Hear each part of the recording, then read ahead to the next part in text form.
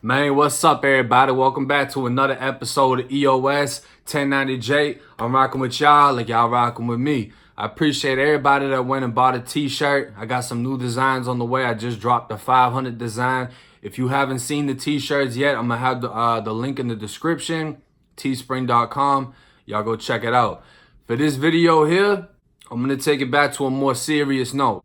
When you're at war, right? Every single move that you make needs to be calculated. Every single thing that you do, you need to plan before you do so. You need to be responsible not only for your actions, but for the actions of your people. And you need to accept responsibility when somebody fucks up. You can't be slipping. You can't be sleeping on people. You can't be underestimating people. That's how I got hit up. Underestimating somebody, thinking they were soft, thinking they weren't going to do it until I was bleeding, right? Listen, I'm going to tell y'all how it's really going down in there. Especially at the JIT camp, you got to sleep, like I said in other videos, with your face wrapped up. In these open bay dorms where it's just bunk beds, no cameras, no cells, everybody's sleeping next to each other. I remember this one time right at Sumter CI. I'm not going to put their names out there, of course, but, you know, somebody got into it with somebody and he went to sleep. And I mean, he's sleeping like a baby. He's laying on his back, looking up at the, the top of the dorm, knocked out, just laid out peacefully. And you know what they did? Two people, sign language in each other, playing the whole thing. Both of them had razors on pencils, double razors, so it's 2 cuts every slice. They literally army crawled under the bunks to both sides of his bunk and hit him up on both sides of his face. So he got 4 long cuts going down. You know what I'm saying? Ripped him right open. He's leaking out. Now he got to go get stitched up. And actually, he got hit up again when he went to Lancaster. They hit him up with a box cutter, and it was even worse that time. A lot of people don't know this, right? But a ramen noodle soup can go a long way. Another thing people will do tactic-wise is if you get the chili ramen noodle soup, anything spicy like that, you take the seasoning packet, right? What you do with the seasoning packet is we got a match in line when we're at the JIT camp. So, we're marching at height, rows of 3 and mad people. So what you do is, this is like a 2-man team type of thing. One person will have the razor, the box cutter, whatever it is. The other person will have the seasoning packet. Dump a little bit of the seasoning packet in your hand. Walk up to buddy you want to hit. Blow it in his eyes. Now he's holding his eyes. He can't see shit. While he's holding his eyes, buddy come up behind him and rip him. Wide open. He don't know what the fuck going on. He didn't even see who did it. Because he got all this chili shit in his eyes. He can't see nothing. His eyes are burning right now. They're flamed up. He probably crying. And now he got his face ripped open. He don't know what's going on. He don't know what happened. He can't even tell on nobody. That's how serious it get. You really can't be slipping. You really can't be lacking. You can't be not on point. Because this pops off at all times. If you got your face in your food, it doesn't matter if the CO's in here. Somebody will rip you and eat your food while you eating your food. They're not playing games. They're not waiting for you. They're not going to come up to you and tell you, hey, are you ready? I'm going to cut you. Nah, it's not going to happen like that. They're just going to hit you up and do it and get it over with real quick. At Lancaster CI, right, they got a spot called Hell's Gate. It's a spot that we have to march through to get from the dorms to the chow hall. Now, I mean, when we're marching in rows of 3, we have to get arm to arm, like shoulder to shoulder, just to fit through this. And there's usually COs on one side of the fence and COs on the other. So how Hell's Gate is one half is a chain link fence and the other half is a brick wall. There's no room in between. There's no camera. The COs can't see anything inside of that little section. Only once you get on the outside and before you go in. So this is where it's going down at every time. When we march through, we're marching like this. But once you get through, everyone starts marching like this. So that if someone tries to hit you up, they're only hitting your arms. They're not actually hitting your face. Because this is where it goes down at nonstop. If you've seen the 300 movie, remember in 300 when they backed up because they weren't that deep, but they were in that small little alley, and because they had that controlled space, they can control the fight. That's similar to how this was. It was a real small controlled space.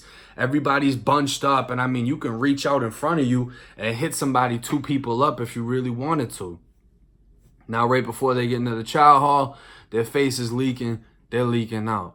It's wild. I remember somebody got hit up in the showers, right? This is how easy it is, bro. You'll literally be sitting in the shower. You'll have a razor in your mouth. You're ready to go. Buddy next to you, you know, y'all got smoke, whatever it is, or someone else got smoke with them, and you just handling it up. So you finna hit him up. You know what I mean?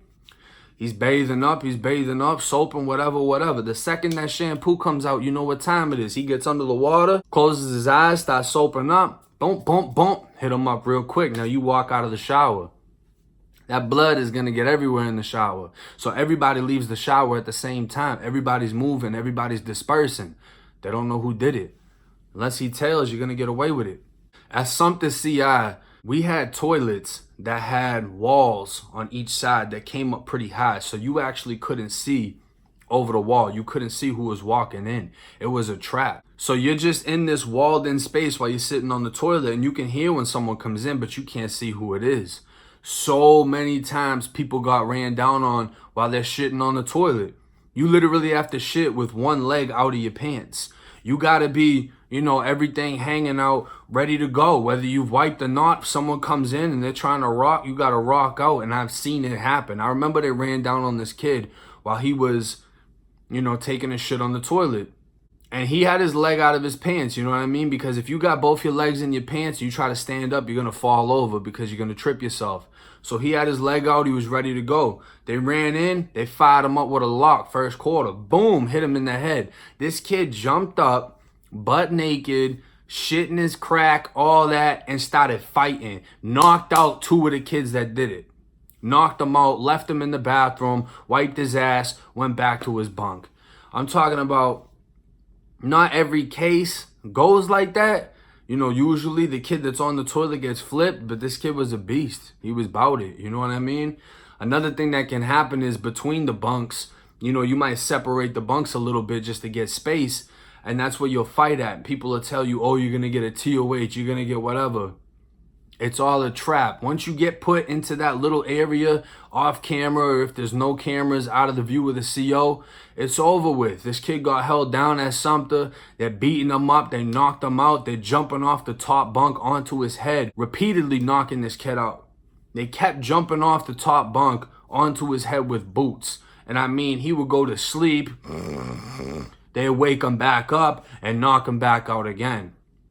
I can only imagine the type of damage this does to somebody's brain and how it can affect, them permanently, because obviously you're taking mad damage. You know what I mean? This isn't something, there's no referee in prison. No one's stopping these fights. No one's stopping you getting stabbed or getting beaten. This is what happens. There was a kid at Lancaster that got hit with a boulder, this gigantic rock. They hit it off of his head. He had to go to Lake Butler to the medical unit. That he had to get checked out. When he came back, I mean, he was different, bro. He talks like this now, and he just doesn't have any emotion. It just knocked the soul out his ass. He doesn't think the same. He can't talk the same. He can move and shit, but he doesn't have quick reaction. His motor skills are fucked because he got hit with something that damaged his brain for real. And all of these things, when you witness these things, you try to do your best to maneuver and find a way that you can defend yourself from these things happening, to prevent these things from happening. Everybody wants to line up in the back of the line, but that doesn't mean you're going to get in the back of the line. If I'm in the back and you try to get behind me, it's a fucking problem because I'm going to think you're trying to hit me up. Why are you trying to get behind me? I don't have a problem with you. You don't have a problem with me, but I'm in the back of the fucking line. You're not getting behind me. And if it's an issue, well, we're just going to hit each other up about it. When you sleep, you can't be awake. That's the most difficult thing. You can't be awake. All you can do is just, put everything over your body, your laundry bag over your body. You got your face wrapped up with a blanket. You might have some books stuffed in a jacket under the blanket. But if you get hit up, you get hit up. If somebody jumps on top of you with a poker and just starts stabbing the shit out of you, there's not too much you can do. When it's war, though, you're going to stay up with your people. While you sleep, I'm going to drink coffee and watch The Dorm. While I sleep, you're going to do the same. Same thing with showers. When we shower, we're in rotation. We have our own shower head. No other gang or neutron is showering under our shower head, or they're going to get hit up in that shower. Period. That's how it goes. That's how we're going to rock about it. And we're going to shower in rotation. You know what I'm saying? There might be 5 of us in the shower. 2 of us got pokers. 1 of us might have a razor. While I'm soaping up or rinsing off, you're holding the weapon. When I'm done soaping up or rinsing off, you pass it to me. And now you do your thing, and we're going to make sure. And I mean, you'll have 5 gangs in the showers at one time, literally rotating weapons at the same time they're showering. Everybody's doing it. You can see everyone passing off their shit. And we do it to make sure that, you know, we're good to go, because you lack in the shower, you get your eyes in there, you get soap in your eyes, you can't see, boom, you getting hit.